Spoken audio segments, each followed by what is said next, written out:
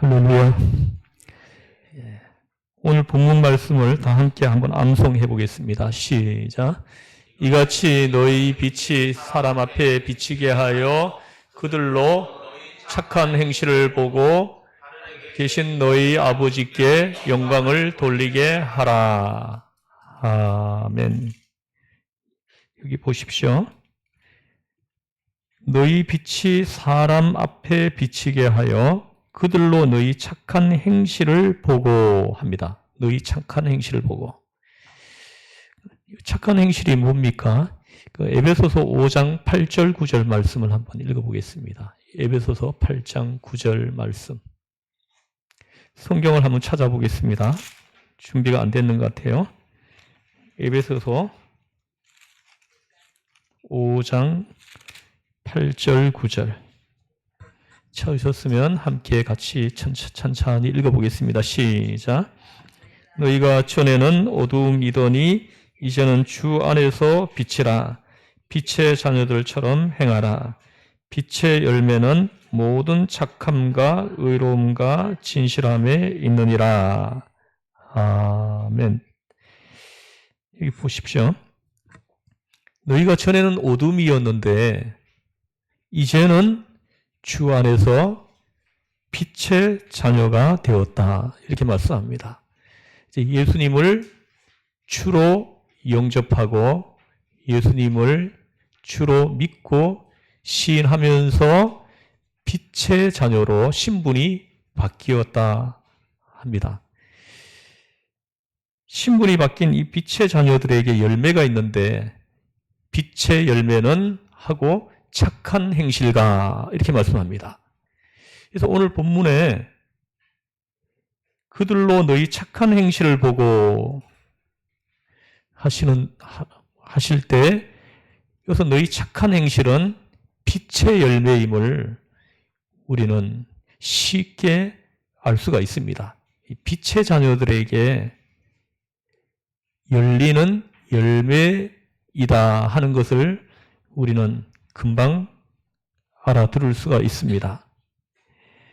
그럼 이 세상에서 빛으로 산다는 것은 뭘 의미하는 걸까요?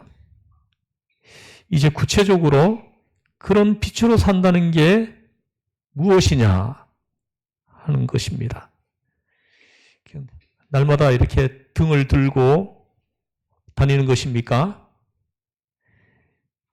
아닙니다. 16절 다시 보십시오. 빛을 사람 앞에 비치게 하여 합니다. 빛이 착한 행실과 연결되어 있는 것을 우리는 여기서 알 수가 있습니다. 그러면 여기서 착한 행실은 여러분 무엇을 말할까요? 구체적으로. 이 종교 개혁자 마틴 루터는 이렇게 말했습니다. 최고의 선은 하나님을 믿는 것이다. 그러면서 주의 자녀들이, 빛의 자녀들이 그 말씀을 듣고 순종하며 사는 것보다 더 착한 행실은 없다. 이렇게 말을 했습니다. 여러분, 최고의 선은 무엇입니까? 하나님의 말씀인 것입니다. 여러분, 세상 사람들이 말하는 선과 세상 사람들이 말하는 양심은요, 진리의 기준에 하나님의 말씀에 비추어 볼 때 맞지 않는 것이 너무 많습니다. 그래서 자꾸 충돌이 생기는 거예요. 세상 사람들은 예를 들어가지고 이것을 선이라고 말을 합니다. 또 세상 사람들은 이것을 양심이라고 말을 해요. 선이라고 말하고 양심이라고 말하는 것이 있어요. 그런데 하나님의 말씀, 진리의 기준에 비추어서 보면 선이 아닌 경우가 얼마나 많습니까? 오히려 죄가 되는 경우도 있다는 것입니다. 2년 전에 뉴스를 보고 충격을 받은 적이 있는데요. 그 서울시 의회에서 뭐 성생명윤리 뭐 그런 규례를 만들어 가지고 서울시 교육청에 보낸 적이 있습니다. 그런데 그 조례안을 보면은 이런 내용이 있습니다. 자, 이 성관계를 혼인관계에서만 이루어져야 된다 하는 내용입니다. 여러분, 그거 당연한 거 아닙니까? 자녀들에게, 그 교육청 직원들에게도 성관계는 여러분 아무나 하는 게 아니고 혼인관계에서만 이루어져야 하는 것입니다. 이게 성경의 가르침입니다. 그런데 이것 때문에 당시 난리가 났습니다. 아마 이 조례를 만든 사람들이 기독교인 시의원들이 주도해가지고 만든 거 아닌가 싶어요. 그런데 이것 때문에 당시에 뭐 난리가 난 것을 여러분 혹시 기억하시는 분 있죠?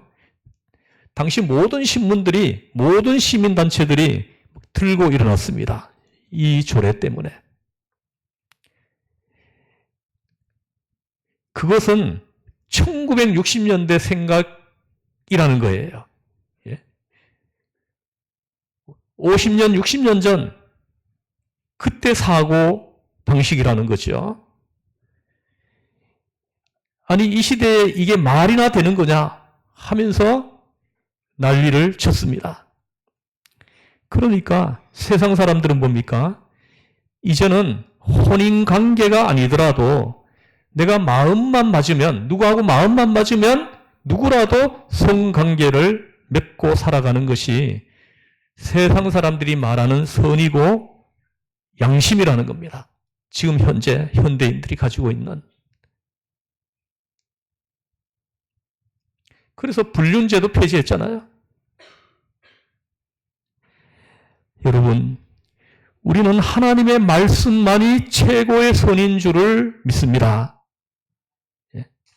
여러분, 이걸 여러분 믿고 인정하십니까? 하나님의 말씀만 최고의 선인 것을 우리는 믿어야 됩니다. 그러므로 루터의 말처럼 최고의 선은 하나님을 믿는 것이고 그의 말씀을 듣고 순종하며 사는 것입니다. 이것이 최고의 선입니다. 자, 이제 본문으로 돌아와서요. 오늘 본문에서 착한 행실은 굉장히 넓은 의미로서 우리 인간의 선한 행실을 말하는 것입니다. 왜냐하면 본문 보십시오. 오늘 16절 위아래 문맥적으로 볼 때 소금과 빛이 되는 삶을 착한 행실과 착한 행실로 말씀하고 있다는 것을 우리는 금방 알아챌 수가 있습니다. 또 여기 나오는 착한 행실은 믿지 않는 사람들의 평가로 인정하고 있기 때문에 그렇습니다. 오늘 본문은 믿지 않는 사람들의 평가예요. 믿는 사람들의 평가가 아니고. 그래서 그들로 너희 착한 행실을 보고 할 때 여기서 그들은 누구입니까? 예수 믿는 사람입니까? 아닙니다. 여기서 그들은 하나님을 모르는 불신자들을 말하는 것입니다. 그렇습니다. 세상의 사람들은요, 여러분들이 열심히 새벽 기도를 나온다고 해서 감동을 받지 않습니다. 열심히 예배드리러 간다고 해서 세상 사람들은 감동을 받지 않아요. 세상 사람들은요, 이러한 외적인 신앙의 모습을 보고 감동을 받는 것이 아니다 하는 사실을 우리한테 깨닫게 하는 것입니다. 그러나 우리가 이 땅을 살아가면서 선한 일을 행하고 선한 일을 많이 행하고 주 예수의 대속의 사랑을 실천하면 그때 그들도 감동을 한다는 것입니다. 전 요즘 신문에 오르내리는 목사님들, 기독교인 단체들 그 기사를 보면은 참으로 가슴이 아픕니다. 가슴이 찢어지는 것 같아요. 여러분, 세상 사람들은요, 누군가를 위하여 희생하는 삶을 살아가게 되면 마음속이라도 이런 생각을 하게 된다는 것입니다. 역시 하나님을 믿는 사람은 다르구나.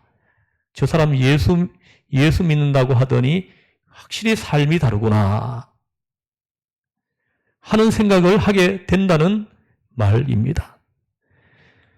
이렇게 하나님을 모르는 이 세상의 사람들, 우리가 이 세상을 살아가면서 빛의 자녀로서 착한 행실을 통해서 이렇게 누군가를 섬기고 누군가를 위해서 희생하고 살아가게 되면 그 모습을 통해서 사람들은 감동을 받기도 하고 보이지 않는 하나님을 우리의 빛된 삶을 통해서 볼 수 있게 된다 하시는 것입니다. 우리의 착한 행실을 보고 보이지 않는 그 하나님을 세상 사람들이 본다는 거예요. 제가 어느 책에서 읽었는데요. 아주 독실한 기독교 신자인데 자매입니다. 근데 어떻게 해가지고 결혼을 했는데 안 믿는 사람하고 결혼을 했어요. 그 결혼을 해서 보니까 그 시어머니 되시는 분이 그 치매가 걸리셔가지고 막 오줌통을 가리지 못하고 너무나 이렇게 심각한 것입니다. 그래서 아무도 형제가 여러 명인데 아무도 부양을 하지 않고 있더랍니다. 그래서 그 남편이 얘기를 하더래요. 우리 어머니 좀 부양해 주면 안 되겠냐 하고 말을 하더라는 거예요. 그래가지고 자기는 예수님을 주로 믿고 예수님의 제자로 살기로 마음에 결단을 한 사람이기 때문에 그 시집을 한번 들어가 봤대요. 들어가 보니까 기가 막히더래요. 치매에 걸리신 분들 여러 보신 분들이 있지만은 기가 막힌 현장이더래요. 그래서 그래도 싫다고 할 수가 없어서 예수 믿는 사람 욕먹을까봐 싫다고 할 수가 없어가지고 내가 한번 모셔보겠다 해가지고 합가를 했대요. 합가를 해가지고 그 어머니를 모시는데 이틀을 모시고 나니까 도저히 못 견디겠더래요. 도저히 감당을 할 수 없더래요. 그래가지고는 도망을 쳐서 집을 나가버렸대요. 그래가지고 며칠 동안 기도원에 가가지고는 있었대요. 갈 데가 거기밖에 없었나 봐요. 기도원에 가서 이 문제를 놓고 기도하는데 기도하는 가운데 눈에 눈물이 흘러서 견딜 수가 없는 거예요. 하나님의 성령이 그를 만져준 거예요. 그래서 다시 들어가서 집에 돌아가서 그 어머니를 7년 동안 모셨대요. 오줌통 다 받아내고 7년 동안 그 생존에 계시다가 돌아가셨대요. 그 후에 이 남편이 너무 감동을 받은 거예요. 믿지 않는 이 남편이 너무 감동을 받아가지고 나도 당신이 믿는 예수를 믿겠다. 이렇게 해가지고 교회를 나가기 시작했다는 거예요. 그랬더니 그 교회 목사님이 신방대원들을 데리고 그 집에 신방을 간 거예요. 신방을 가서 신방 예배를 드리고 난 다음에 그 남편이 이런 말을 하더래요. 목사님, 제가 이 세상에서 가장 존경한 사람이 있습니다. 그랬더니 이 목사님이 자기를 존경한다 하고 말을 할까봐 이렇게 자세를 이렇게 취한 거예요. 근데 이 남편이 그분에게 내가 오늘 절을 하고 싶습니다. 이렇게 말을 하더라는 거예요. 그래가지고 이 목사님이 절받을 자세를 딱 하고 앉았는데 근데 그 남편이 얘기하더래요. 저는 저의 아내를 이 세상에서 가장 존경합니다. 가장 존경하고 사랑합니다. 하면서 그거 자기 부인한테 넙죽 엎드려 절을 하더라는 거예요. 그렇게 고마웠다는 거예요.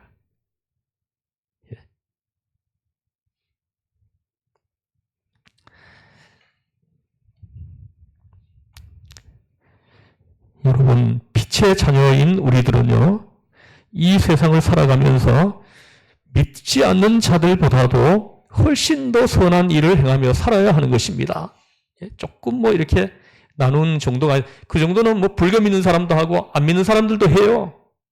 그 정도 하는 것이 아니라 여기서 착한 행실은 그보다 10배, 20배 하는 거예요. 많이 하는 거예요.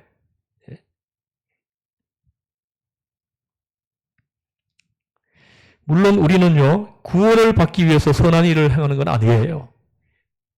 그 제사 받고 구원받기 위해서 그 선한 일을 막 애써서 하는 거 아닙니다. 저와 여러분은 오직 예수님을 주로 믿음으로 오직 은혜로만 구원을 받았습니다. 이것이 성경의 가르침이에요.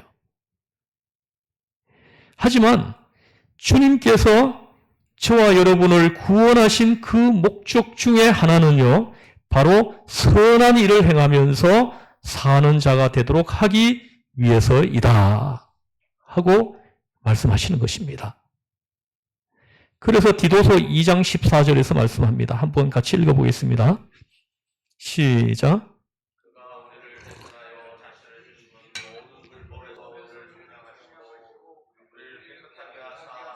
일을 열심히 하는 자기 백성이 되게 하려 하심이라. 그가 우리를 대신하여 자신을 주심은 모든 불법에서 우리를 속량하시고 우리를 깨끗하게 하사 선한 일을 열심히 하는 자기 백성을 만들게 하기 위해서다. 선한 백성이 되게 하기 위해서다. 선한 행실을 열심히 하는 자기 백성이 되게 하기 위해서 십자가에 달려서 못 박혀 죽었다는 거예요. 그 십자가에서 피 흘리시면서 우리의 죄값을 치르시고 우리를 속량하시고 우리를 하나님의 자녀로 삼아주셨다. 할렐루야. 선한 일에 열심히 많은 하나님의 백성이 되도록 하기 위해서 하나님이 우리를 구원하셨다는 것입니다. 그러므로 여러분, 우리는 구원을 받기 위해서 선한 일을 행하는 것이 아닙니다.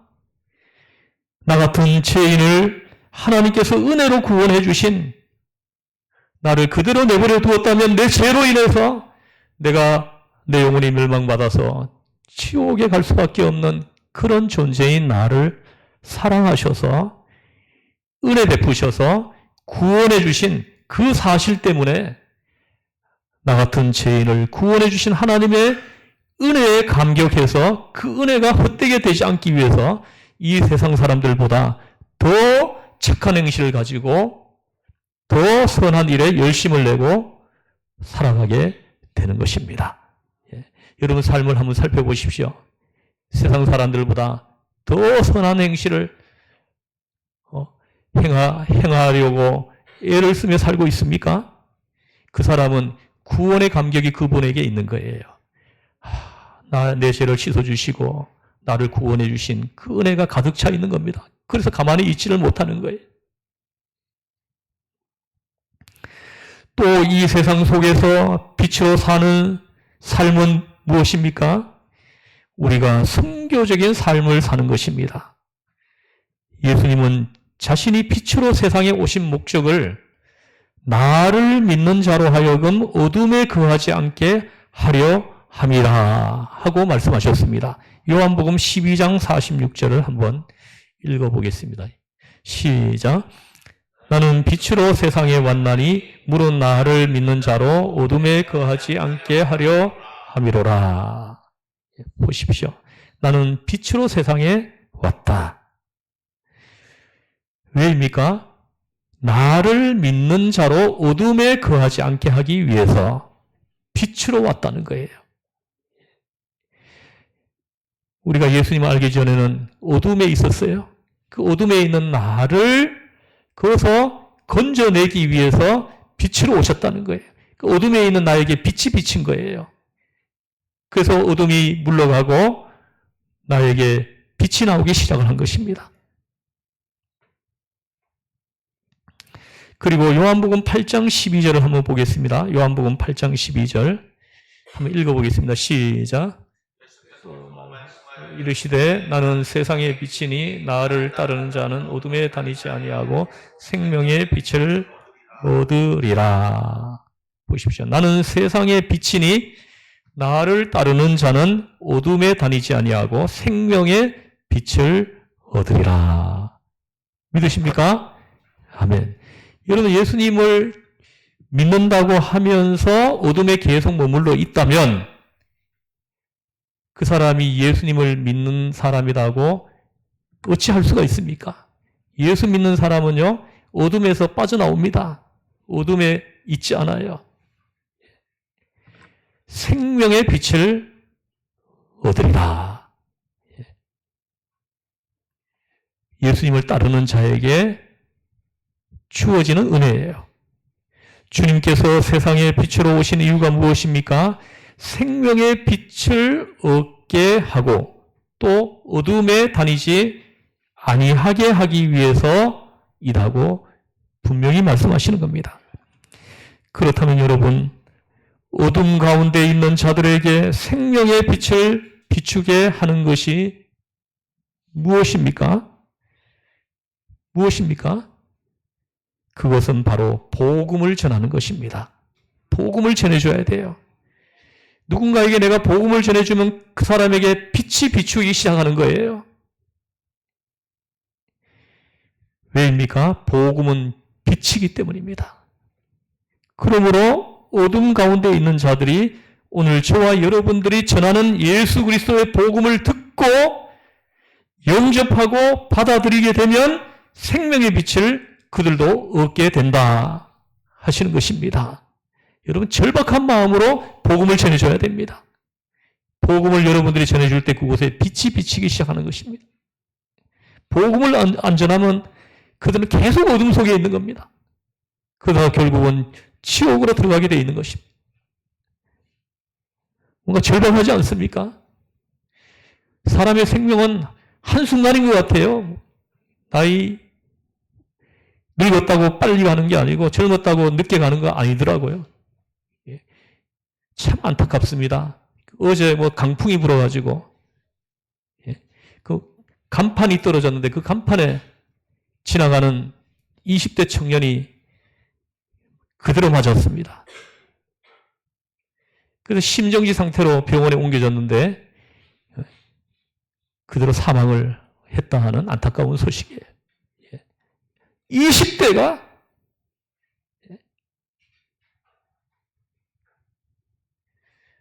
그 부모에게 유언 한마디 남기지 못하고 그렇게 간 겁니다. 우리가 복음을 전하는 거 이거 미뤄서는 안 되는 거예요. 절박한 마음으로 복음을 전해야 됩니다.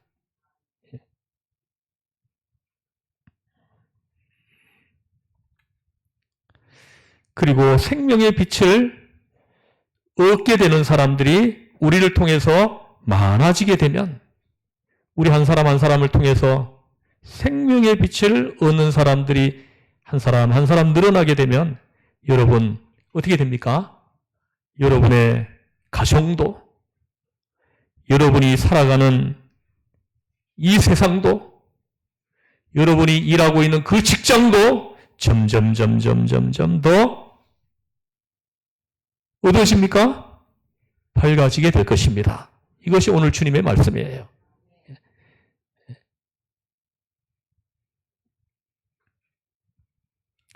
이렇게 해서 우리가 하나님의 나라를 만들어가는 것입니다.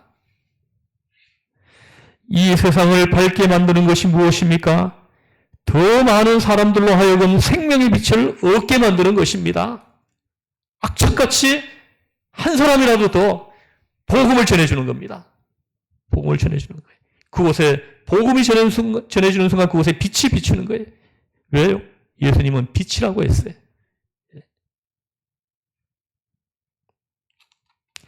그래서 사탄은요, 어떻게 하든지 간에 이 복음의 빛이 사람들의 마음속에 비치지 못하도록 하기 위해 가지고 수단과 방법을 가리지 않고 사람들의 마음을 혼미하게 만드는 거예요. 우리가 복음을 전할 때는 사탄은 악착같이 덤벼듭니다. 그들에게 빛이 비치지 못하게 하기 위해서요. 그래서 여러분 복음을 전할 때는 충분히 기도하고 해야 돼요. 충분히 기도하고 복음을 전해야 됩니다. 그래서 사도 바울은 고린도후서 4장 4절에서 말씀합니다. 한번 읽어보겠습니다. 시작.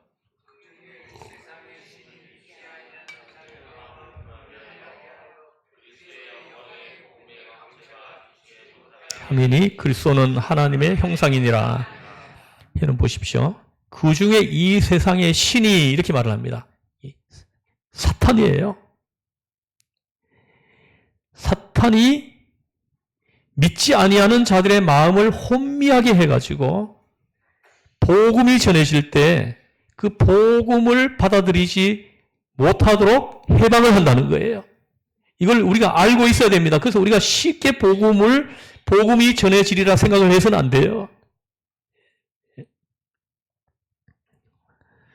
그리스도의 영광의 복음의 광채가 비치지 못하게 함이니 합니다. 그들에게 그리스도의 빛이 비치지 못하도록 어떻게 해서든지 수단과 방법을 가리지 않고 해방을 놓는다라는 거예요. 그래서 우리가 아주 말씀으로 중무장되고 기도로서 여러분들이 충분히 준비된 상태로 우리가 복음을 전해야 된다는 거예요. 그래야 그 사탄을 제압하고 그 악한 영들을 제압해버리고 그들에게 복음의 빛을 비출 수가 있게 된다는 것입니다.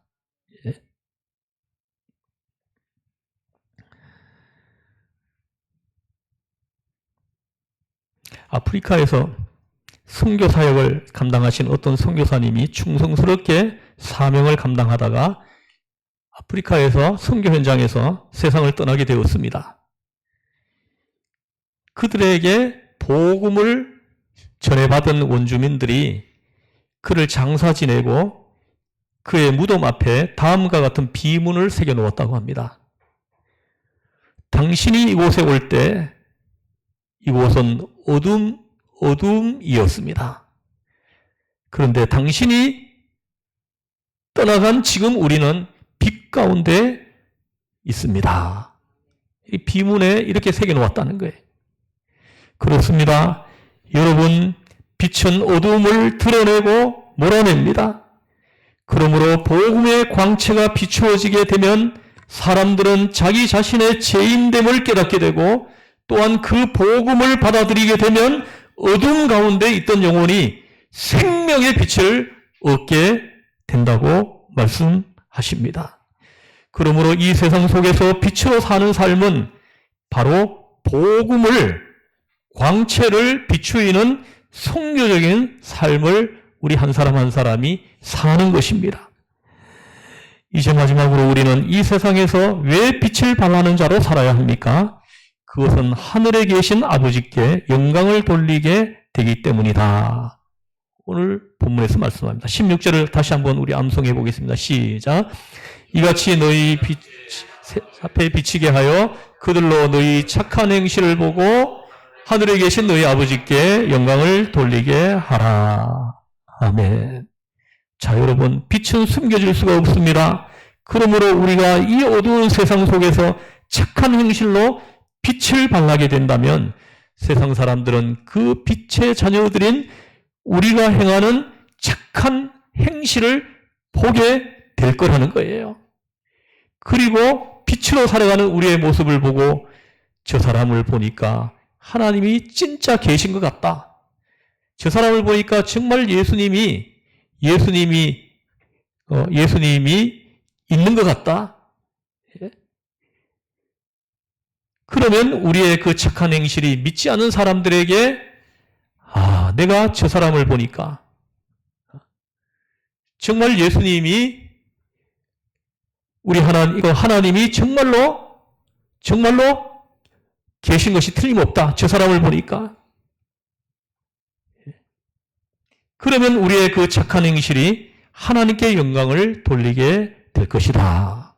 그때 하나님이 영광 받으신다는 거예요. 성도 여러분, 오늘 주님은 우리를 죄악으로 어두워진 이 세상으로 보내시고 있습니다. 그러면서 뭐라고 말씀하셨습니까? 너희는 세상의 빛이라. 그러므로 우리는 이제 어두워진 이 세상에 빛을 발하는 자로 살아야 되지 않겠습니까? 빛의 자녀라면 어디에 있든지 무엇을 하든지 간에 빛을 발하는 자로 살아야 하는 것입니다. 내가 어디에 있든지 그곳에 빛이 비추어야 되는 겁니다. 그런데 여러분, 빛을 발하려면요, 여러분 그 자리에서 일어나야 됩니다. 여러분들이 지금 여러분들이 보실 때는 뭐 다 일어나서 뭐 걷기도 하고 뛰는 것 같지만 영적인 눈으로 보면 다 주저앉아 있어요. 예.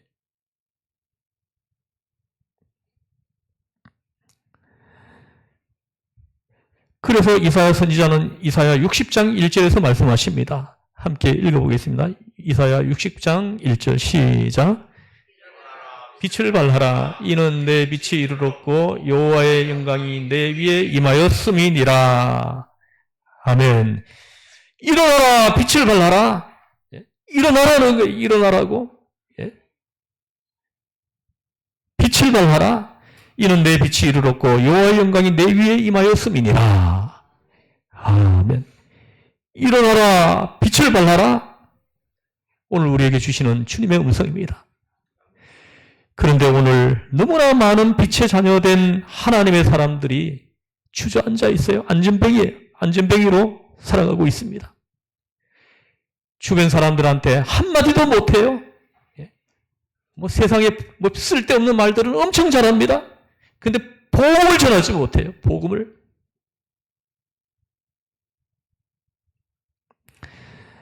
인생이 너무 힘들고 어렵다고 삶의 무게를 감당하기 어려워서 주저앉아 있습니까? 절망의 자리에서 세상을 원망하면서 탄식하고 있습니까? 그런데 여러분, 주저앉아 있는 자는요, 빛을 발할 수가 없습니다. 세상을 원망하고 탄식하고 절망의 자리에 앉아 있는 사람은 절대로 빛을 비추어 줄 수가 없습니다. 그 사람은 복음 한마디도 전하지 못해. 그러니까 빛이 비칠 수가 없죠. 여러분, 불평하고 탄식한다고 해서 어둠이 사라지던가요? 아닙니다. 그래서 예수님은 38년 된 병자를 고칠 때도 어떻게 합니까? 일어나라, 내 자리를 들고 일어나서 걸어가라, 이렇게 말씀합니다. 본인이 일어나서 걸어가라는 거예요. 이렇게 세워주지 않고 일어나서 걸으라고 말씀하시는 겁니다. 또 베드로와 요한도 성전 미문에 나면서 한 번도 걸어보지 못한 사람을 일으키실 때도 나사렛 예수 그리스도의 이름으로 일어나 걸으라 하고 말씀하셨어요. 일어나 걸으라는 거예요. 일어나 걸으라. 그러므로 여러분, 이제 우리도 일어서야 합니다. 언제까지 주저앉아 있을 거예요? 언제까지 그 어둠에 계속 있을 겁니까? 예수 믿으면서. 여러분, 시험 들어 넘어지셨습니까? 넘어짐의 자리에서 일어서십시오. 절망의 자리에 계십니까? 절망의 자리에서 일어나서 빛을 발하십시오. 미움과 분노 가운데 있습니까? 미움과 분노의 자리에서 일어나십시오. 그래야 내 안에 계신 예수 그리스도의 빛을 발할 수가 있는 것입니다. 그때 내 안에서 빛이 나오기 시작하는 거예요.